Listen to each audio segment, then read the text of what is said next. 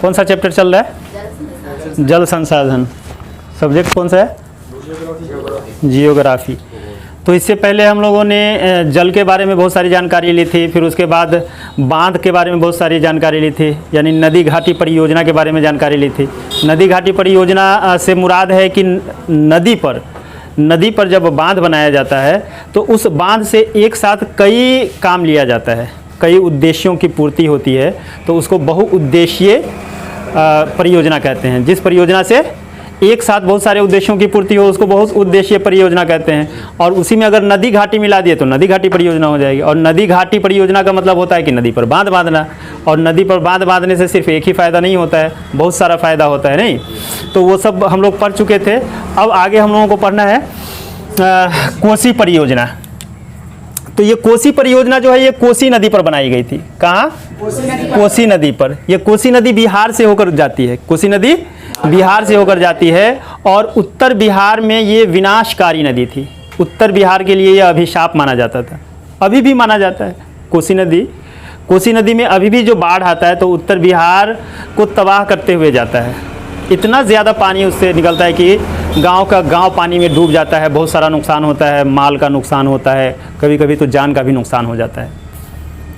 तो इसीलिए इसको अभिशाप कहा गया। तो देखिए इसमें लिखा हुआ है उत्तर बिहार के लिए यह अभिशाप माना गया। क्या? कोसी नदी। कोसी नदी किस लिए? उत्तर बिहार के लिए अभिशाप क्यों माना गया? क्योंकि जब सैलाब का टाइम होता है, बाढ़ का टाइम होता है, तो उस टाइम में ये बहुत ज़्यादा विनाश फैलाता है, हाँ, तबाह कर देता है। तो इसका मुख्य उद्देश्य क्या था? कोसी नदी पर बांध बनाने का, यानी कोसी परियोजना बनाने का मुख्य उद्देश्य क्या था? तो सबसे पहला काम था कि बाढ़ को नियंत्रण करना, क्योंकि बाढ़ जब आ जाता था तो तबाही मचा देता था। तो उसको क्या करना? नियंत्रित करना, बाढ़ को नियंत्रित करना, ताकि ये तबाही न मचा सके, इसको कंट्रोल किया जा सके। तो सबसे पहला तो ये हो गया कि बाढ़ को नियंत्रित करना, यानी कि बाढ़ नियंत्रण। दूसरा सिंचाई, इससे सिंचाई का भी काम लेना था। उसके बाद भूमि संरक्षण। भूमि संरक्षण कैसे? तो जब सैलाब आता था तो भूमि को भी नुकसान पहुंचाता था। कैसे? एक जगह की मिट्टी उठा के दूसरी जगह ले जाके डाल देता था, कहीं कहीं से तो मिट्टी को खाली कर देता था और कहीं कहीं पे ले जाके मिट्टी का ढेर लगा देता था, उससे भूमि का नुकसान होता था। यानी सिंचाई, ये खेती करने वाली जो भूमि है, कृषि योग्य जो भूमि, उस भूमि का नुकसान होता था। तो उसका भी मतलब क्या हुआ था? फ़ायदा, यानी कि मुख्य उद्देश्य ये था कि भूमि का संरक्षण करना। ठीक है। मलेरिया नियंत्रण। अब ये मलेरिया नियंत्रण कैसे किया जा सकता है बांध से? तो जब बांध नहीं बंधा हुआ था तो उस वक्त जब बांध नहीं बंधा हुआ था तो जब सैलाब आता था तो गांव का गांव डूब जाता था। जब पानी धीरे धीरे करके निकल जाता था तो गांव के गड्ढों में, खेतों में, तालाबों में, सड़क के किनारे बहुत सारा पानी लगा रह जाता था। और जब तक यानी कि पानी जाता था, वहाँ से पानी जब तक निकलता पूरा पानी, तब तक वहाँ पे मच्छर का पैदावार बहुत ज़्यादा हो जाता था। मच्छर बहुत ज़्यादा वहाँ पे उत्पन्न हो जाता था, पैदा हो जाता था, और उसके ज़रिए क्या होता था कि मलेरिया फैलता था। तो उस मलेरिया पर भी नियंत्रण करने के लिए कोसी नदी पर जो बांध बांधा गया था, तो ये भी एक उद्देश्य था उसका। ठीक है। उसके बाद विद्युत उत्पादन भी उसका उद्देश्य था। और नेपाल में हनुमान नगर पर नेपाल में हनुमान नगर एक जगह का नाम है, तो वहाँ पर एक बराज बनाया गया। कहाँ? कोसी नदी पर। कोसी नदी पर एक बराज बनाया गया जिससे विद्युत उत्पादन किया जाता है, और उससे जो विद्युत उत्पादन होता है वो कितना होता है? 20,000 किलोवाट का विद्युत उत्पादन होता है। ठीक है। कोसी परियोजना के बारे में समझ लिए हम लोग। उसके बाद है चंबल घाटी परियोजना। चंबल घाटी का नाम तो तुम लोग सुना ही होगा, डकैती की वजह से बहुत ज़्यादा मशहूर है चंबल घाटी। इंडिया की जो सबसे बड़ी डकैत मानी जाती थी, क्या नाम है उसका? फूलन देवी। तो वो शायद नहीं, हमको पूरा नहीं, सच में वो कहाँ? चंबल घाटी में ही रहती थी। चंबल घाटी में जाकर ही वो डकैत बनी थी। चंबल घाटी एक ऐसी जगह है कि वहाँ डकैतों को शरण लेने के लिए, छिपने के लिए बहुत सारा मतलब हाँ नहीं व्यवस्था किया थोड़े गया है। वो पहाड़ ही ऐसा है, कौन करेगा? डकैत को छिपने के लिए व्यवस्था करेगा? सरकार कहेगी कि हाँ डकैती कर गया, तू यहाँ छिप जाना, तुम्हारे छिपने के लिए व्यवस्था करते हैं। ऐसा होता है? नहीं होता है। मतलब वो कुदरती इस तरह से बना हुआ है, वो जो घाटी बनी हुई है तो वो ऐसी घाटी है कि उसके अंदर जल्दी आदमी जा नहीं सकता। जो गया तो भुतला भी जाएगा।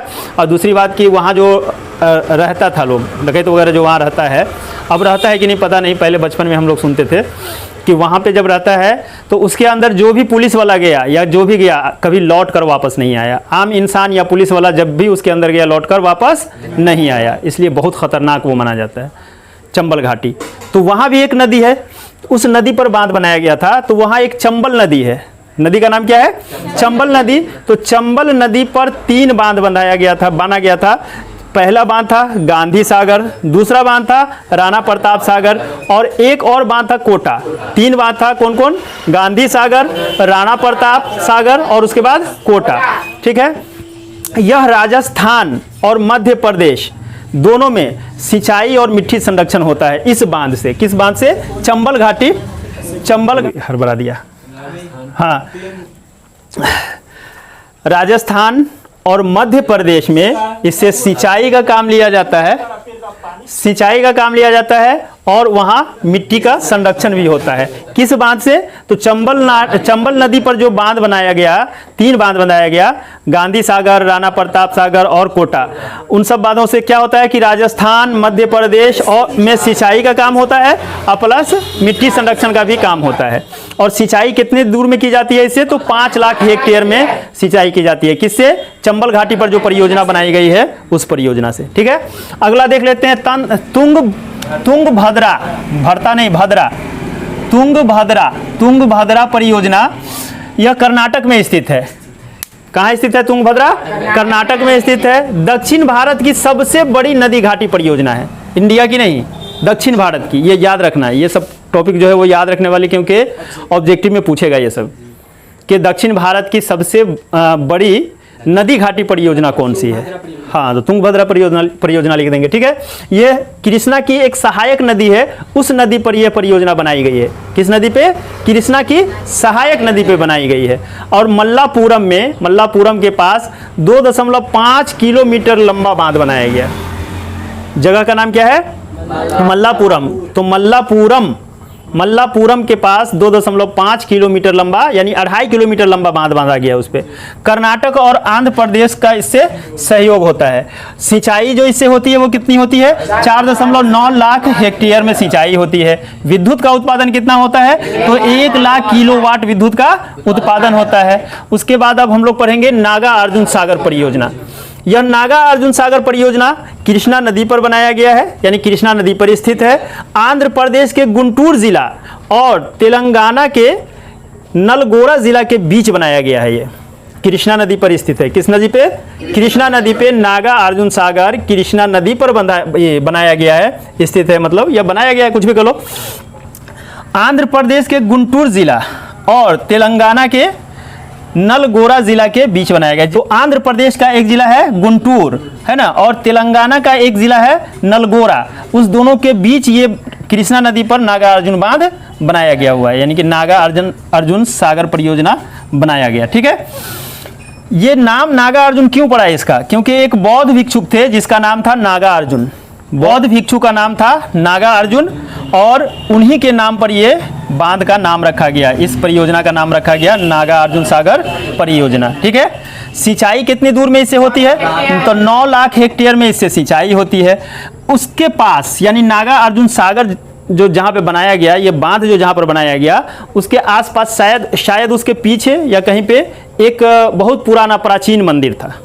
उस मंदिर को वहाँ से स्थानांतरित कर दिया गया। स्थानांतरित का मतलब एक जगह से दूसरी जगह पे कर दिया गया। ठीक है, समझ में आ गई बात? आप लोग चाहें तो इसका एक स्क्रीनशॉट ले लें।